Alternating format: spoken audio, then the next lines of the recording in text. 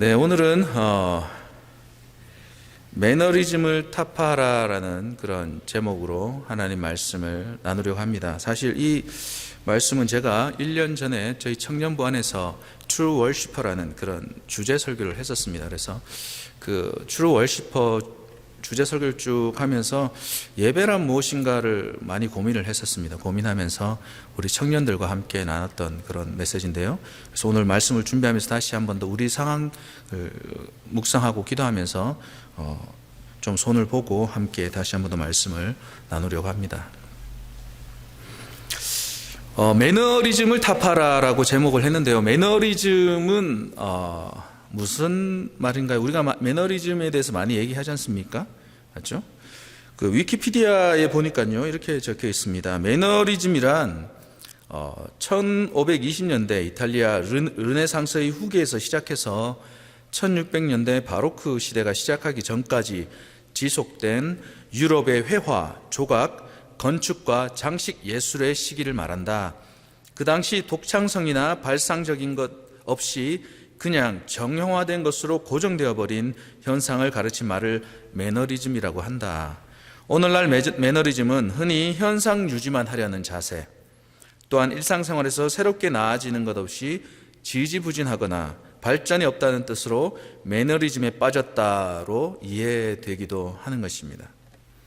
그래서 그 매너리즘의 시대는 15세기 거의 100년 가까이 지속된 그런 시대 조류를 얘기하는 건데요. 그 당시에 르네상스가 시작되면서 정말 유명했던 위대했던 그런 예술가들이 있습니다.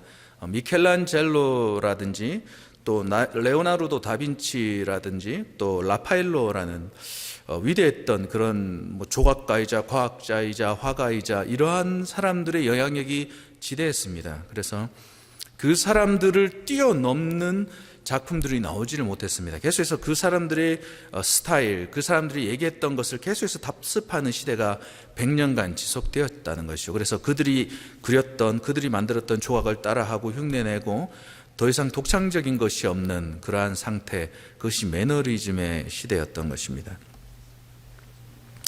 그래서 신앙에 우리가 한번 그 매너리즘을 한번 도입해 보기 원합니다.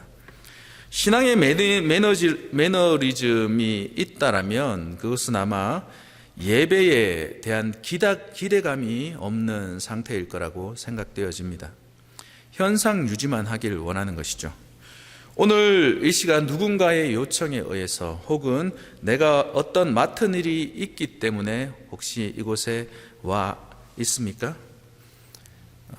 그러면 어쩌면 나는 매너리즘에 빠져 있는 것일지도 모릅니다.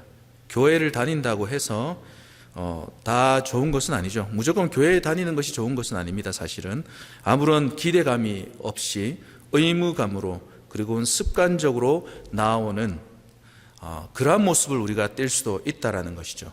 우리 안에 하나님에 대한 기대감이 있는가, 또한 나는 오늘 드리는 이 예배에 대한 기대감이 있는가를 우리가 살펴봐야 할 것입니다.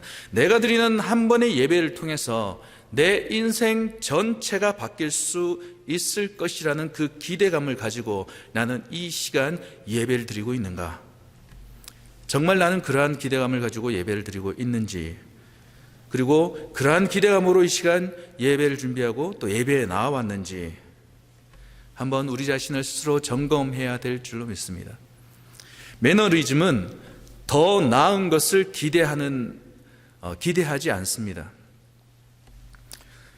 더 나은 것을 위한 변화의 필요성을 못 느끼게 되는 것이죠. 내가 더 깊은 예배로 나아가지 못하고 늘 해왔던 대로 그냥 그렇게 하고 있다라면 어쩌면 나는 매너리즘에 빠져 있는 것인지도 모릅니다. 우리는 어떠한 기대감이 있나요? 하나님에 대해서, 또 이 예배 가운데 역사하실 그 하나님에 대해서, 하나님의 말씀에 대해서 어떠한 기대감을 가지고 있는지 우리 스스로를 돌아봤으면 좋겠습니다. 또 한 번의 화요 성경 강해가 돌아왔고, 또 한 번의 설교가 또 선포되어지고, 또 한 번의 찬양이 드려지는 그런 삶의 패턴, 그런 신앙의 모습 가운데서 우리는 어떠한 하나님의 역사하심도 기대할 수는 없을 것입니다. 히브리서 11장 1절에 보면요, 믿음은 바라는 것들의 실상이요 보이지 않는 것들의 증거라고 말씀하셨습니다. 믿음은요, 제가 주일 설교에도 계속해서 믿음 시리즈를 얘기하고 있지만, 믿음은요 기대하는 마음인 것입니다. 지금 우리 현실 가운데 보여지지 않는 것이에요. 아직까지 다가오지 않은 어떠한 미래의 특정한 영역에 이루어질 하나님의 응답, 하나님의 역사를요, 지금 현재를 살아가는 내가 믿음을 가지고 있다라면요, 그것을 보는 것입니다. 그것이 이루어진 것을 내가 보고 믿고 나가는 것이죠. 그래서 다시 한번 짧게 얘기하면요, 그것은 기대감이라고 할 수 있는 것입니다. 믿음은 기대감인 것이죠. 그리고 우리가 하나님 앞에 나아갈 때에 주님은 상 주시는 분이시라고 히브리서 11장 6절에 계속해서 말씀하고 있지 않습니까? 그래서 하나님을 찾고 하나님을 구하고 두드리는 자에게 하나님은 반드시 말씀하시고 또 응답하시는 분이심을 우리는 기대해야 할 줄로 믿습니다. 예배 가운데 우리는 이러한 기대감이 있는지 우리 자신을 점검해야 한다는 것이죠. 만약에 있는 것 같기도 하고 없는 것 같기도 한데 좀 어정쩡한 상태에 내가 있다라고 생각되어진다면 어쩌면 우리는 그 길목에 들어가는 매너리즘이라는 그 영역에 그 길목에 서 있는 것일 수도 있고요. 또 아무런 기대감이 없다, 그냥 루틴이 되어버린 거죠. 그냥 늘 해오던 식으로 예배를 드리고 있다라면 어쩌면 우리는 매너리즘에 빠져 있다라고 생각해도 좋을 것입니다. 이 매너리즘은요, 우리 신앙의 매너리즘은 교회에 나오지 않는 사람들에게 해당되어지는 것이 아닙니다. 교회에 열심히 나오고 있는 사람들에게 해당되어지는 것이죠. 교회에 열심히 나오고 있지만 정말 살아계신 하나님이 이 시간 내 가운데 말씀하시고 살아계신 하나님이 베푸시는 그 은혜에 대한 그 기대감이 없이 내가 이 자리에 앉아 있고 정체되어 있고 침체되어 있고 우리의 중심이 하나님 앞에 들어지지 않은 채 껍데기만 나와 있다라면 그것은 매너리즘이죠. 우리가 꼭 기억해야 할 것은 우리가 예배를 기대하는 그것보다도요, 우리 하나님은 우리를 더 기대하신다라는 사실입니다. 그에 대한 증명은 간단하죠. 하나님은 사랑이시기 때문에 그렇습니다. 사랑은 그 사랑하는 대상을 기대하는 마음입니다. 그렇지 않습니까? 제가 연애할 때도 그렇고 정말 보고 싶고 기대하게 되고 막 그런 마음이 생기는 것이죠. 제가 연애할 때 대학생 선교단체에서 만나서 교제하기로 하고 바로 헤어져서 저는 대구에, 제 아내는 부산에 살면서 편지로 연애를 했었습니다. 그래서 그 보고 싶은 간절함, 주일은 주일 사역을 해야 되고 주중에는 선교단체 사역을 해야 되기 때문에 거의 데이트도 못하고 결혼하자 그렇게 하고 결혼을 했거든요. 6개월 만에. 그때 그 가졌던 그 간절함, 사모하는 마음, 기대하는 마음은 사랑하는 마음과 같다라는 것이죠. 그래서 하나님은 우리를 사랑하십니다. 사랑하시기 때문에 우리에게 기대하신다라는 것이죠. 하나님의 사랑에는요, 권태기가 없습니다. 매너리즘이 없는 것이죠. 하나님은 사랑하시되 끝까지 사랑하시고 기대하시되 끝까지 기대하시는 우리의 좋으신 아버지신 것입니다. 그 하나님이 그 기대감으로 이곳에 임재해 계십니다. 주의 이름을 부르는 곳에 주의 영이 함께 하신다라고 말씀하시지 않았습니까? 우리가 주의 이름을 부른 이 현장 가운데 하나님은 이미 와 계시는데 우리가 매너리즘에 빠져 있다라면, 기대감 없이 앉아 있다라면 하나님의 그 기대감, 하나님이 우리를 만나길 원하시고 말씀하시길 원하시는 그 놀라운 사랑과 은혜를 경험하지 못한 채 이 자리를 뜰 수도 있다라는 것이죠. 또한 예배는요,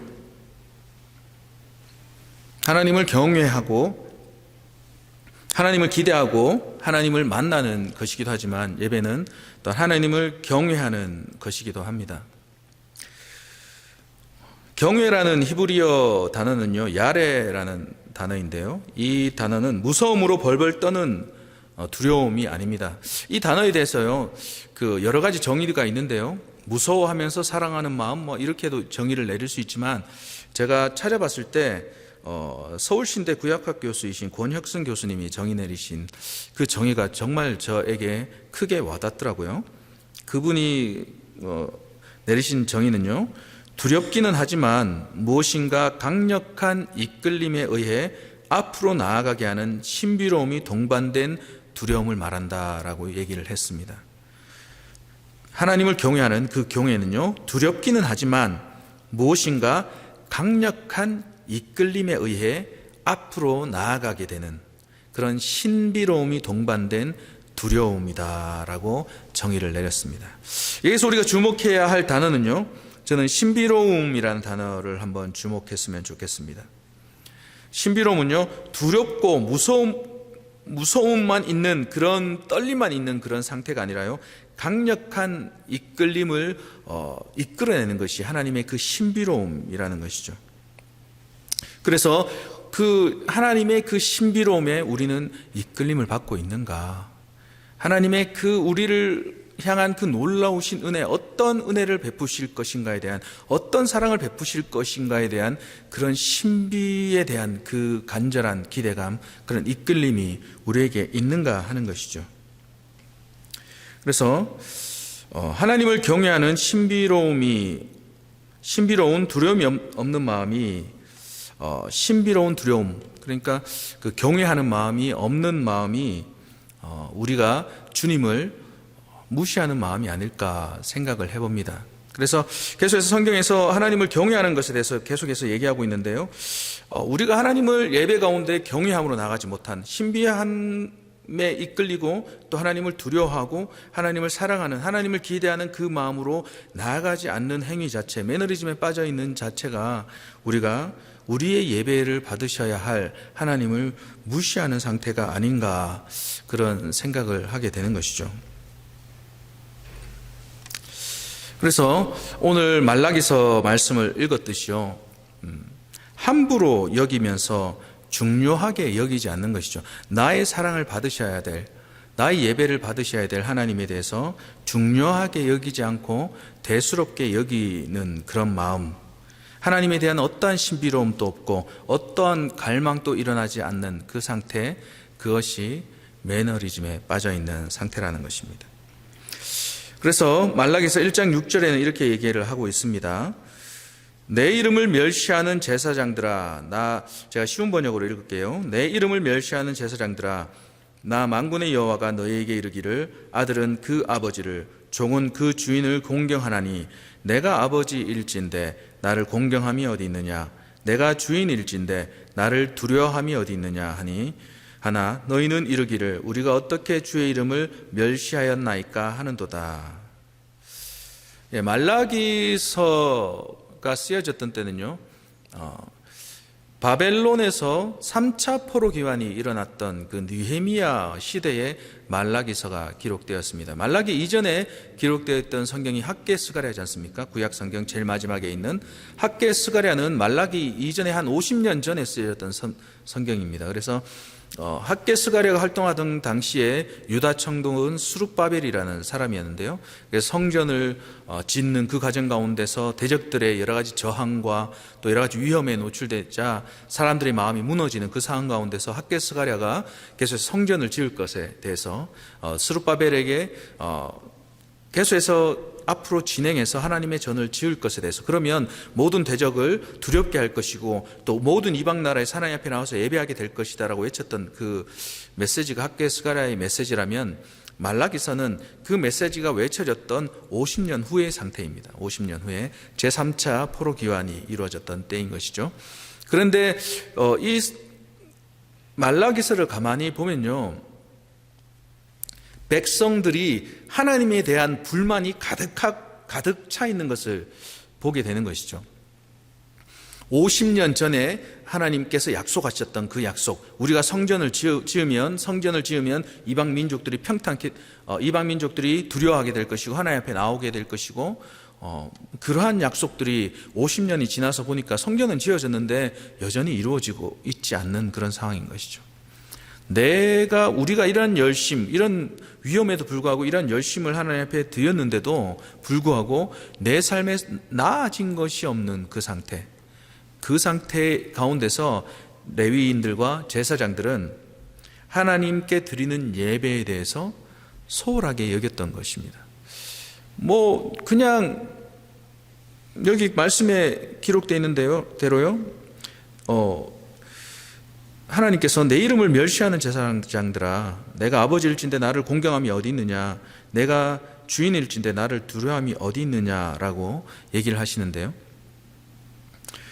부모님이 계시기에 부모님을 우리가 공경하는 것이고, 또 부모님이 존재를 인식하고 우리가 부모님을 공경하듯이, 또 하나님에 대한 그러한 공경함은 하나님이 계시기 때문에 우리가 최선을 다해서 하나님을 공경해야 된다라고 주님께서 말씀하시는 것이죠. 그래서 우리가 진정으로 주님을 공경한다라면, 경외한다라면 우리들의 소중한 향유 옥합마저도 주님 앞에 깨뜨릴 수 있는 것입니다. 그렇지만 아버지를 경외하지 않는 자녀들처럼 하나님을 무시하고 주인을 무시하는 그런 태도에 대해서 하나님은 말씀하고 있는 것입니다.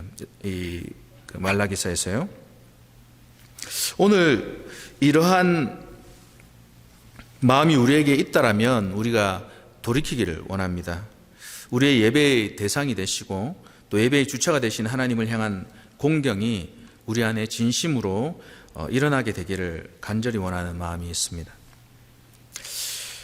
매너리즘의 상태는 예배에 최선을 다하지 않는 적당주의를 얘기합니다. 모방은 쉽고 창조하는 것은 어렵죠. 그래서 적당히 하는 것입니다. 해산의 고통을 거부해 버리는 것이죠. 매너리즘은 보고 대충 따라하는 것입니다. 제사장과 레위인들이 하나님께 드린 제사가 적당주의에 있었다라는 것입니다. 적당주의가 바로 매너리즘이라는 것인데요. 예배는 드리기는 드리는데 드리기만 하면 된다라는 그런 마음 상태를 가지고 있는 것입니다. 다시 말해서 준비 없는 그러한 예배를 말하는 것이죠. 그래서 그 1장 7절부터 10절까지 제가 한번 쭉 볼게요. 말라기서 너희는 내 제단에 더러운 빵을 바치고 있다. 그러면서도 너희는 우리가 언제 제단을 더럽혔습니까? 하고 되묻는다. 너희는 나 주에게 아무렇게나 상을 차려 주어도 된다고 생각한다. 눈먼 짐승을 제물로 바치면서도 괜찮다는 거냐? 절뚝거리거나 병든 짐승을 제물로 바치면서도 괜찮다는 거냐? 그런 것들을 총독에게 바쳐보아라. 그가 너희를 반가워하겠느냐? 너희를 좋게 보겠느냐? 나 만군의 주가 말한다. 제사장들아, 이제 너희가 하나님께 우리에게 은혜를 베풀어 주십시오 하고 간구하여 보아라. 이것이 너희가 의뢰하는 일이지만 하나님이 너희를 좋게 보시겠느냐? 나 만군의 주가 말한다. 너희 가운데서라도 누가 성전 문을 닫아 걸어서 너희들이 내 제단에 헛된 불을 피우지 못하게 하면 좋겠다. 나는 너희들이 싫다. 나 만군의 주가 말한다. 너희가 바치는 제물도 이제 나는 받지 않겠다 라고 얘기하는데요. 7절에 여기서 더러운 빵, 너희는 나 주에게 아무렇게나 상을 차려 주어도 된다고 생각한다. 이 말씀은 하나님께 예배는 하지만 적당히 하면 된다고 생각하는 마음인 것이죠. 이것이 매너리즘을 얘기하고 있는 것입니다. 또 8절에 눈먼 짐승, 절뚝거리거나 병든 짐승에 대해서 얘기하고 있습니다. 그것을 주님께서 말씀하시죠. 너희 총독에게 바쳐보아라. 그가 너희를 반가워하겠느냐, 너희를 좋게 보겠느냐 라고 얘기하고 있는데요. 이 말씀은 대충 적당히 예배만 드리면 된다고 생각하는 마음에 대해서 주님께서 경고하시는 것이죠. 예배는 급하게, 또 출근 전에 급하게 먹고 나가는 컴프레이크를 먹는 그러한 것이 아닌 것이죠. 우리가 그러한 그냥 적당히 드려지는 그 상태 가운데 있다라면 매너리즘이라고 얘기할 수 있습니다. 그래서 총독과 비교하는 것은 가히 충격적이기도 합니다. 하나님 앞에 드리는 것과 우리의 직장 상사나 우리가 아끼는 누군가에게 드리는 것들을 한번 우리가 비교해 볼까요? 우리가 중요한 시험이나 중요한 미팅이 잡혀 있으면 절대 늦지 않으려고 애를 씁니다. 그렇지만 우리가 예배 시간에 대해서 우리는 얼마만큼의 최선을 다하고 있는지, 얼마만큼 하나님 앞에 우리가 충성되게 그 시간들을 지켜나가는지 한번 생각해 봤으면 좋겠습니다. 적당한 것이 아니라 정말 최선을 다해서 하나님 앞에 드리는 것이죠. 9절에 보면 너희가 의뢰하는 일이라고 얘기를 하고 있는데요, 하나님께 은혜를 베풀어 달라고 예배는 드리지만 이와 같은 매너리즘으로 드리는 예배를 향하여 하나님은 너희가 의뢰하는 일이라고 말씀하십니다. 해야 하는 일이니 하는 것이라는 것이죠. 예배가 일이 되어버려서 의뢰하는 일이 되어버린 상태가 예배의 매너리즘인 것입니다.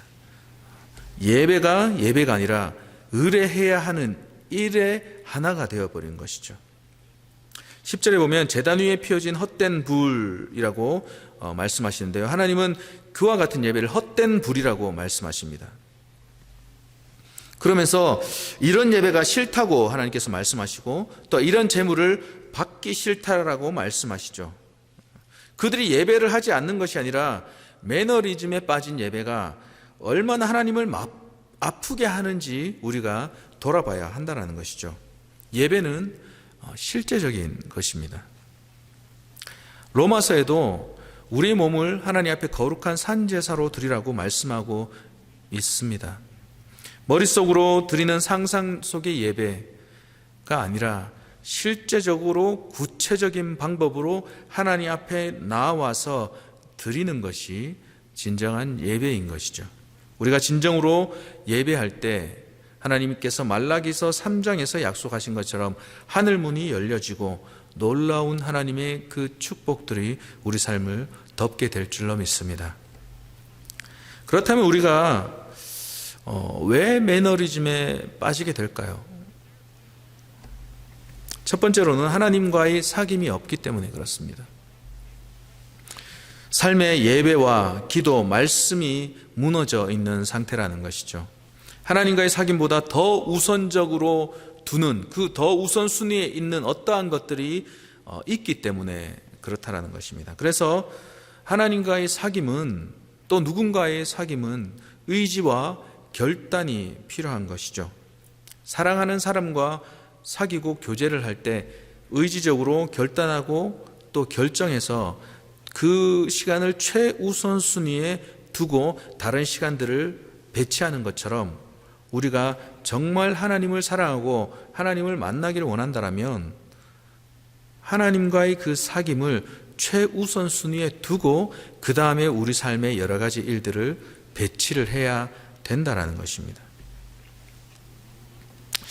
A.W. 토저 목사님께서 예배인가 쇼인가라는 책에서 이렇게 얘기를 했어요. 예배는 주님이 드러나고 주님이 높임 받으시는 것이다. 하지만 하나님과 사귐이 없는 자들은 쇼를 하는 자들이다. 쇼는 자기가 드러나는 것이다. 충격적인 말씀이죠. 예배는 주님이 드러나고 주님이 높임 받으시는 것이다. 하지만 하나님과 사귐이 없는 자들은 쇼를 하는 자들이다. 쇼는 자기가 드러나는 것이다. 하나님과의 사귐이 없는 신앙생활, 그 신앙생활은 반드시 매너리즘에 들어가게 되어 있는 것입니다. 주님과의 사귐, 하나님과의 그 만남에 최선을 다해서 드리는, 최선을 다해서 우리의 시간을 드리는, 우리의 삶을 드리는 그런 예배를 우리가 드리기를 원합니다. 그래서 하나님과의 그런 사귐을 통해서 우리는 그 영적인 자산을 우리 내면 가운데 쌓아두어야 하는 것이죠. 그것이 그런 우리 내면 가운데 쌓아둔 그 영적 자산들이 마른 장작의 역할을 할 것입니다. 하나님이 누구신지, 우리가 지난 주일날 청년부에서 성경 공부를 했는데 하나님의 속성에 대한 공부를 했습니다. 하나님의 속성에 대해서 알아가고 나눌 때요, 얼마나 큰 감동이 되고요, 위로가 되는지 모릅니다. 우리가 얼마만큼 하나님을 아는가, 하나님이 누구신지를 안다라면요, 우리는 흔들릴 일이 없는 것이죠. 전지전능하신 하나님께서 나를 지금 이 시간도 붙들고 계시고, 무소부재하신 하나님께서 내가 가는 어느 곳에도 함께 하시며, 절대자이신 하나님께서, 영원하신 하나님께서 나를 붙드신다는 그 사실이요, 우리 내면 가운데 큰 영적 자산이라는 것입니다.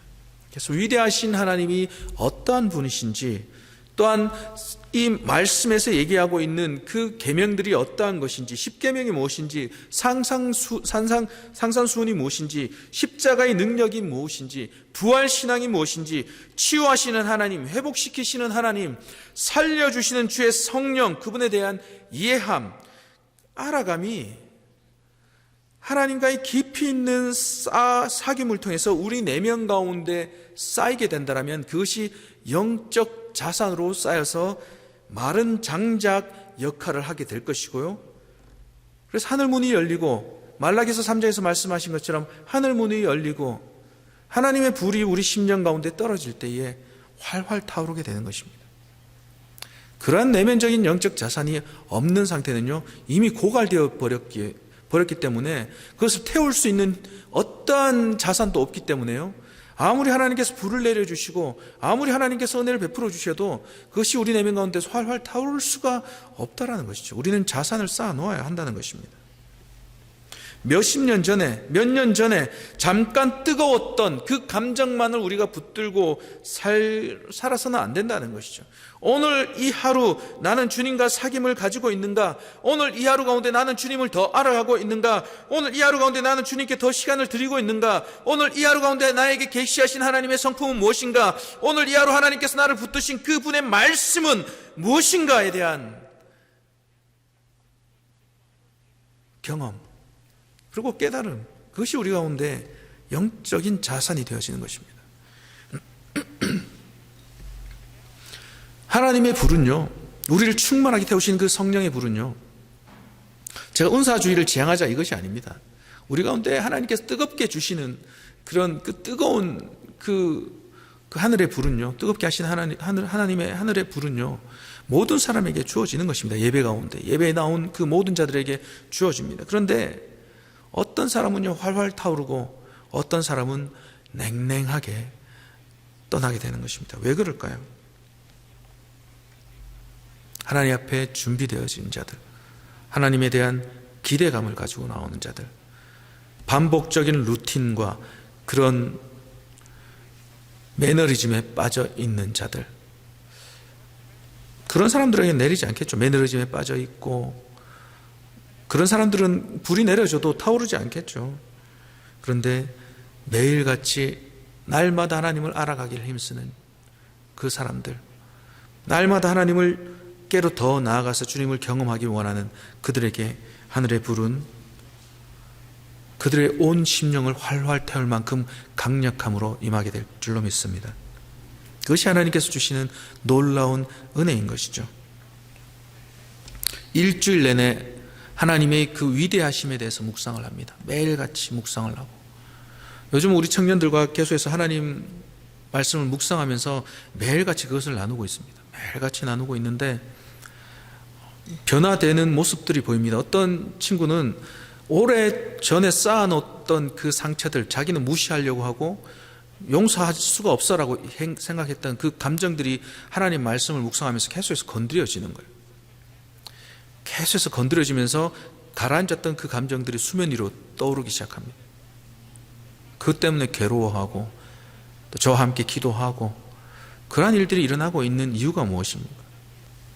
하나님께로 날마다 나아가기 때문에 그렇다는 것이죠. 날마다의 그 사귐, 깊이 있는 사귐을 통해서 하나님은 우리의 내면을 새롭게 하시고 하나님의 놀라우신 그 은혜를 더욱 충만하게 부어주실 줄로 믿습니다.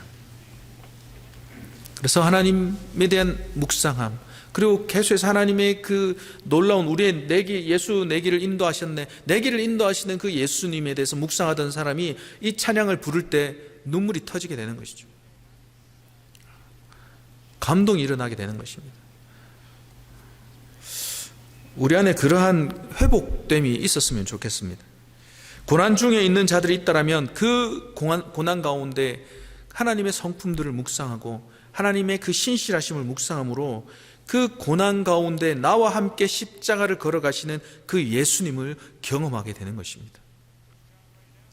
그 경험이, 매일의 삶 가운데 경험했던 그 경험이 마른 장작이 되어질 줄로 믿습니다. 우리는 언제 하나님의 말씀을 붙들고 실험해 보았나요? 위대하신 하나님, 창조주가 되시고 또 우리의 이해와 우리의 이 예배로는 담아내기 힘든 하나님의 그 거룩하심과 그 위대하심, 그러한 주제들을 우리가 붙들고 씨름하고 하나님을 더 경험하기 원합니다라고 우리는 언제 그렇게 간절히 부르짖어 봤는지 다시 한 번 더 우리가 우리의 중심을 살펴봤으면 좋겠습니다. 하나님, 내가 당신을 알기 원합니다. 정말 간절하게 하나님을 알기 원합니다. 더 알기 원합니다. 그래서 하나님, 제 삶을 통해서 하나님만을 기쁘시게 하기 원합니다 라는 그런 기도가 우리 안에서 터져 나왔으면 좋겠습니다. 주님을 생각할 때 우리의 심장은 뛰고 있는지, 우리를 창조하신 그 창조주 하나님, 우리를 치유하시는 치유의 하나님, 우리의 매일의 삶을 인도하시는 그 하나님으로 인해서 내 심장은 뛰고 있는지, 나를 너무나 사랑하신다라는 그 말씀을 듣고 내 심장은 반응을 하는지, 내 심령은 반응을 하는지 점검해 봐야 되겠죠. 너무나 많은 경우 우리는 쉽게 매너리즘에 빠져버릴 수가 있다라는 것이죠. 더 이상 감동이 없고 감흥이 없는 그 상태를 우리는 깨뜨려야 할 줄로 믿습니다.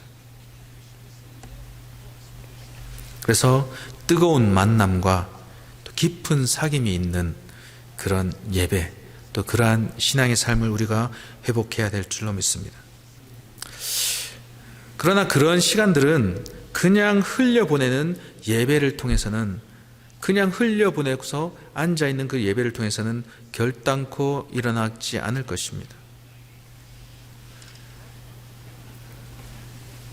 하나님의 성품을 구하고 하나님의 그 임재하심을 구하는 그 간절함, 하나님 앞에 새롭게 내가 서기를 원하는 그 갱신하는 그 마음, 그 심령이 우리 안에 더욱더 충만하기를 원합니다.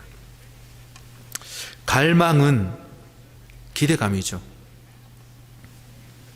왜 내 안에 그러한 갈망이 없는지, 기대감이 없는지를 점검해야 할 것입니다. 마음의 태도를 점검해야 한다는 것이죠. 내 삶의 가장 최고로 감격적이었던 예배가 언제였는지 돌아봐야 한다는 것입니다. 만약 그 시점이 까마득하게 먼 옛날이라면 우리는 다시 한 번 더 주님 앞에 무릎 꿇고 주님 앞에 강절히 부르짖음으로 나가야 한다는 것입니다. 다시 한 번 더 하나님의 얼굴을 구해야 하고 하나님의 은혜를 부어달라고 우리가 목소리를 높여서 기도해야 된다는 것이죠. 그래서 하나님을 알고자 하는 그 갈망, 하나님을 경험하고자 하는 그 갈망 외에 다른 갈망들이 있다면 그것들을 다 밑으로 내려놓고, 주님 앞에 내려놓고 주님을 알고자 하는 그 갈망을 최고의 자리에 둬서 우리 심령이 계속해서 하나님을 향한 갈급함으로 있었으면 좋겠습니다. 그렇다면 우리가 하나님을 경외하는 그 매너리즘을 타파하는 그런 삶으로 나아가기 위해서 우리가 무엇을 해야 할지에 대해서 한번 보기를 원합니다. 하나님을 갈망하는 나의 태도와 그런 자세가 변화되어야 하는 것입니다. 집중력을 높여야 하는 것이죠. 내 생각이 여러 가지 다른 것에 분산되어 있다면 그것을 정리해야 되는 것입니다. 하나님을 향해서 내가 더 간절한 마음을 가지고 있는지, 나는 정말 하나님 앞에 집중하고 있는지, 나는 정말 하나님만을 바라보고 있고 하나님만을 사모하고 있는지, 아니면 다른 어떠한 여러 가지 그 갈등들과 다른 어떠한 일들이 내 삶의 더 큰 중요한 부분들을 차지하고 있지는 않는지 한번 우리 마음의 상태를 점검해 봐야 할 것입니다. 간절히 찾는 자가, 나의 잠언서 8장에 나를 사랑하는 자들이 나의 사랑을 입으며 나를 간절히 찾는 자가 나를 만날 것이다 라고 말씀하신 것처럼 우리가 정말 하나님을 간절히 찾는 마음을 최우선 순위에 둔다라면, 하나님을 사랑하며 하나님을 더 알고자 하는, 하나님을 기대하는 마음을 최우선 순위에 우리에 놓기 시작한다라면 우리는 우리의 그 뜨거운 그 마음을 다시 한번 더 회복할 줄로 믿습니다.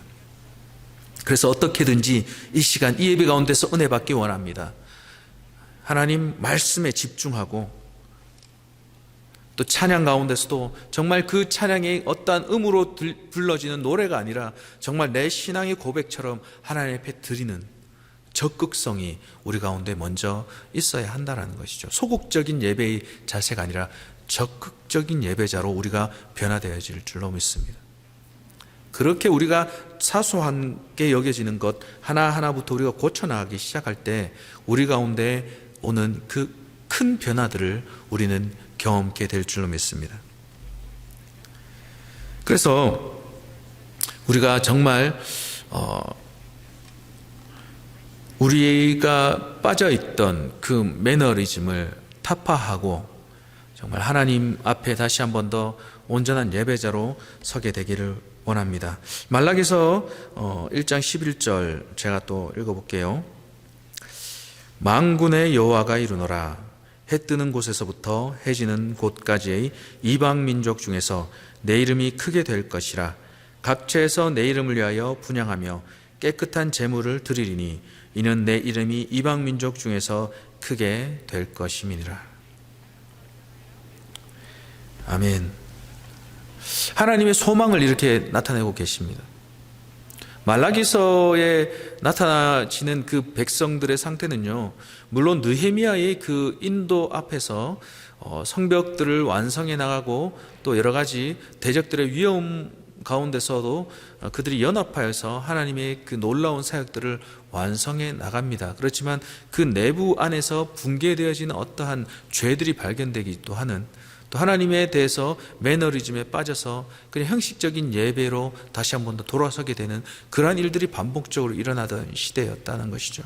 그래서 말라기 선지자는 그러한 백성들을 향해서 너희들이 기대하는 대로 하나님께서 역사하지 않으신 그 사실들, 모든 열방 페르시아 제국이 무너질 것으로 생각했고 또 우리가 성벽을 완공하고 성전을 지으면 우리 유대민족이 큰 민족이 되어서 열방의 모든 제국들이 무너지고 하나님 앞에 나와 예배하게 될 것이라는, 우리가 소망했던 그 큰 거대한 소망이 이루어질 것이라는 그 기대감이 무너진 상황 가운데서 계속 하나님에 대한 실망감, 하나님에 대한 물론 하나님을 섬기는 백성이고 하나님을 예배하고 있지만 그 실망감이 거듭되면서 그냥 형식적인 예배만 반복하던 그들에게 말라기는 강력한 도전의 메시지를 전하고 있는 것이죠. 하나님은 만물의 통치자이십니다. 우리가 우리 상황 가운데서 기대하는 어떠한 것이 이루어졌든지 안 이루어졌든지 하나님은 역사를 주관해 나가고 계시고 또 하나님은 하나님의 때에 그 역사를 완성해 나가실 것입니다. 그 시대에 있는 사람들은 그 결과들을 보지 못했지만 예수님의 오심을 통해서 말라기가 예언했던 그 예언들이 성취되어지는 것을 우리가 역사를 통해서 볼 수 있듯이 하나님은 역사를 주관하시고 그 역사 가운데 당신의 그 계획들을 완성해 가시는 우리의 신실하신 아버지심을 우리가 믿으며 다시 한 번 더 우리 삶 가운데 무뎌졌던 그 날들을 다시 한 번 더 갈길 원합니다. 날카롭게 갈길 원하고 매너리즘에 빠져 있더라면 그것들을 타파하기 원하고 다시 한 번 더 우리가 하나님 앞에 온전한 예배자로 하나님을 기쁘시게 하는 자로 서기를 원합니다. 함께 기도하시겠습니다.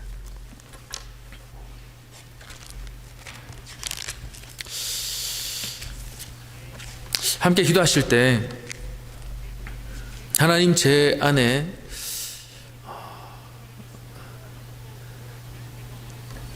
굳어져 버린 마음을 깨트려 주십시오. 혹시 제가 매너리즘에 빠져 있지는 않는지, 신앙에 매너리즘에 빠져 있지는 않는지, 기대감도 없고 형식적이고 그냥 앉아 있는 것은 아닌지. 물론 화요성경 강에 나오신 여러분들은 주님을 더 간절히 바라는 마음으로 나오셨을 것입니다. 그렇지만 혹시라도 내가 그러한 상태 가운데 있지 않는지, 목사인 저도 예배를 준비하고 예배를 인도하면서 매너리즘에 빠질 때가 많이 있습니다. 하나님, 제 가운데 다시 한 번 더 뜨거운 마음을 허락하여 주시옵소서. 그 영적인 자산들, 하나님과의 깊이 있는 사귐들, 하나님의 성품들을 알므로 제 심령 가운데 마른 장작을 준비할 수 있게 해주시고 하나님께서 은혜의 성령의 그 불을 내려주실 때 다시 한 번 더 활활 타오르는, 그래서 하나님을 향해서 다시 한 번 더 제 삶을 온전히 드리는 그러한 예배자로 일어설 수 있도록 주님 도와주십시오. 우리가 함께 목소리를 입을 열어서 함께 기도하도록 하겠습니다. 다 같이 기도하시겠습니다.